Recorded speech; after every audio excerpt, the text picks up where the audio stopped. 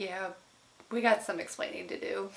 Really quick, as a tiny mini disclaimer, the title of this video is slightly clickbait in the sense that if there is a DJ, someone that I truly really want to see playing at Echostage, and my work schedule and everything works out perfectly, chances are I am not going to pass up that opportunity. I just feel like that would be foolish.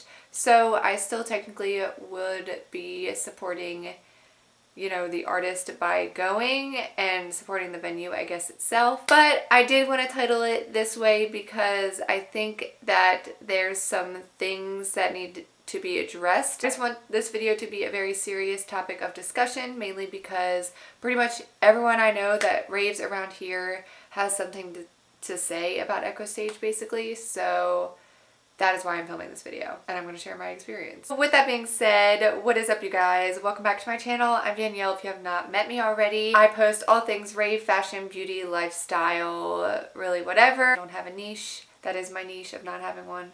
Can't stick to one thing.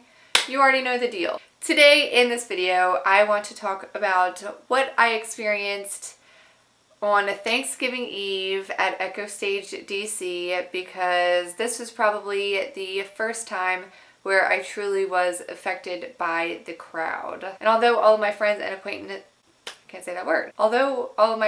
acquaintances, there we go, have mentioned several times about Echostage D.C. being kind of like known for the Brads and Chads and just like not a very good like plur community, I personally was never really solely affected by anything. I believe in one of my videos, I think it was a snails video, I was able to capture someone literally brushing past my friend and completely ripping off her fishnets and like not apologizing at all.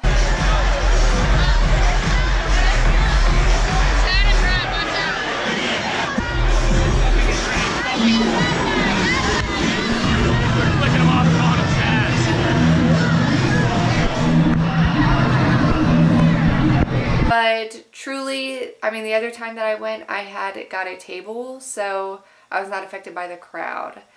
So this was the first time where I was DD, so I was completely sober, and I was also just general admission in the crowd. I don't know, the experience that I had was more or less not fun. I feel like every festival that I go to, I kind of discover a new DJ that I really enjoy, and then with that, I kind of like follow them a little bit more than I would have before, if that makes any sense. For this year, it was Ganja White Night. I really, really loved their set at Moonrise, and I kind of wanted to pay my supports, basically, and to follow them for their new album. I was looking at two different places that they were going to play, and I was either going to attend the one in Philly or the one at Echostage, which was the one that I did wind up going. Luckily, I had Holly and Brett on board with me, which was really cool that they were able to kind of scrounge up the coin and come with me. I said, since you guys want to come with me, then I'll be DD. It's like simple as that. I mean, I still have a good time regardless. Or so I thought. When we first arrived, it was actually the slowest I had ever seen Echostage.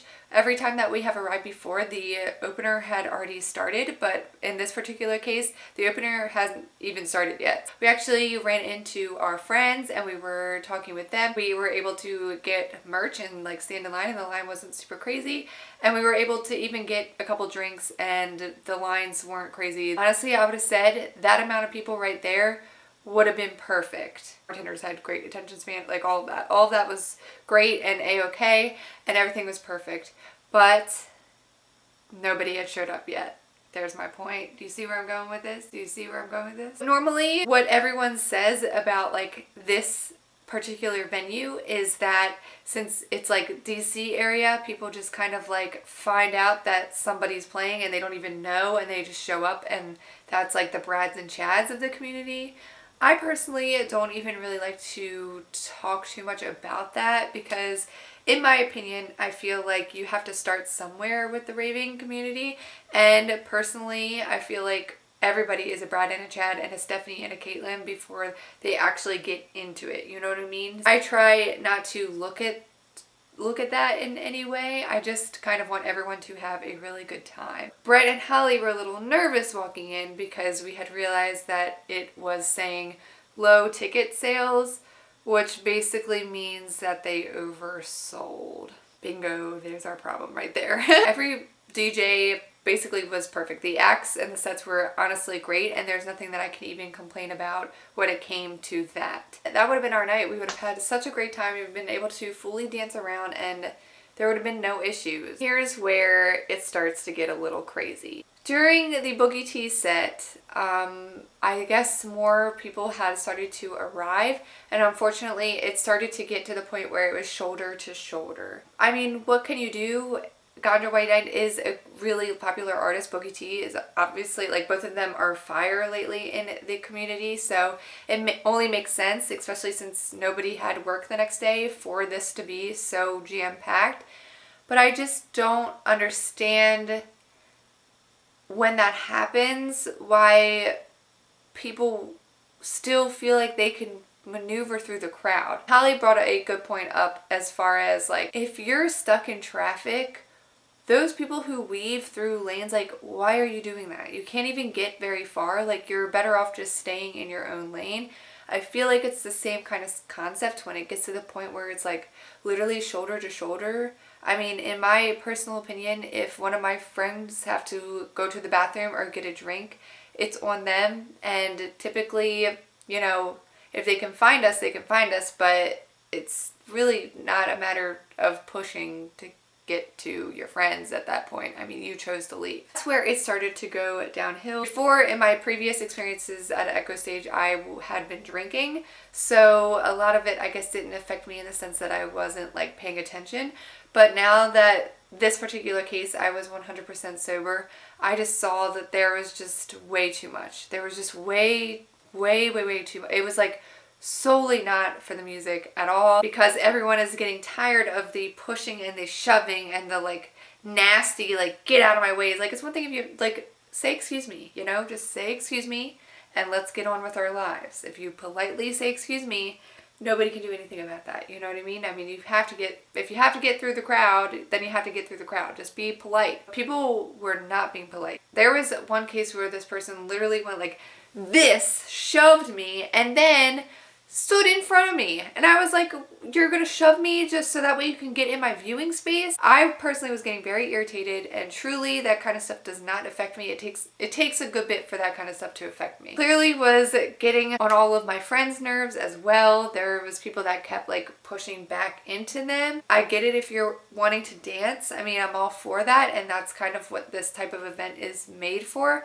But there was no space for these people to be dancing. If you really wanted to dance like these people were dancing, then in my personal opinion, they should have been off to the side. And yeah, the viewing would not have been as great, but you would not be running into people like they were. I mean, that's just etiquette in my opinion. If I truly wanted to headbang and jam all over the place, I would have been like, hey, I'm going to the back, or I'm going over to the side by the merch, because I know that they always have space there. And the night progresses even further, and Ganja finally comes on. At this point, I think it was already like 1 o'clock to 2 o'clock. I have had enough. I couldn't even, like, dance to Boogie T. I couldn't really enjoy it. I don't know. I just feel like by the time Ganja came on, we were all kind of over it, which really sucks. Here we go. This is where it starts to get really good. Obviously, we were all very irritated as the night progressed on, and there was this couple that was not affected by the fact that everybody was pushing and shoving, and they were contributing to it, and they had shoved into Holly, and instead of apologizing, they actually tried to fight her, which that's not a good idea to do that with Holly. Like, you don't want to start a fight with Holly. Of course, the girl wound up shoving my friend, and then my friend retaliated and pushed her to the ground. And then her boyfriend actually tried to go after Holly. Luckily, all the men in the area, the surrounding area that we were standing, grabbed the guy and kind of restrained him. And then we kind of, like, had Brett block them. My point was, they knew that they continuously were shoving into Holly, and Holly was continuously asking them to stop. And I guess because they had too many drugs on their brain, they had no etiquette and no remorse or like no sense of caring in the entire situation. That right there was the number one thing that just really didn't sit well with me. I mean, yeah, there's pushing and shoving, but you're gonna have that everywhere. Yeah, there was like some weirdos doing some weird things, and there's just like little to no space. But then when all of that is being said and done and there's still aggression like that, yeah, I don't know. I don't know. It's going to take a lot for me to return to Echo Stage. The main thing that I want to express in this video, because I mean, what can you do about the pushing and shoving? You can't really do anything about that. You can't really do anything about the intake of drug usage. You can't really do anything about a nasty person.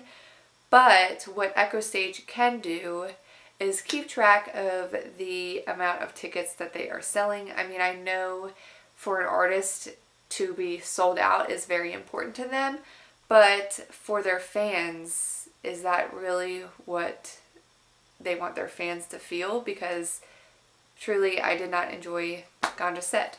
I just didn't, and it kind of bums me out. I mean, I feel like I was all over the place in this video. I basically just wanted to share my experience, and I wanted to put it out there in the, like, on the internet basically, so that way everyone else could share their own experiences if they have any other venues that they know of this that does this, or is it just Echostage in DC? As far as venues go, that's usually the one where everyone's saying like, yeah, they definitely oversell, and there's lots of Brads and Chads, which is fine. You can be a Brad and Chad, you totally can. Like, I mean, I'm not hating from outside the club, you know, but why are we being, you know, so aggressive? I feel like it's not a good look for the rave community. Let's make this a discussion. If you guys have been to Echo Stage and you have any experiences as well, let me know down below.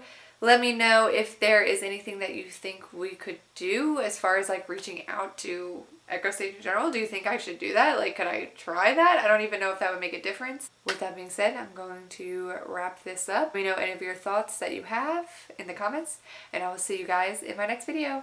Bye guys.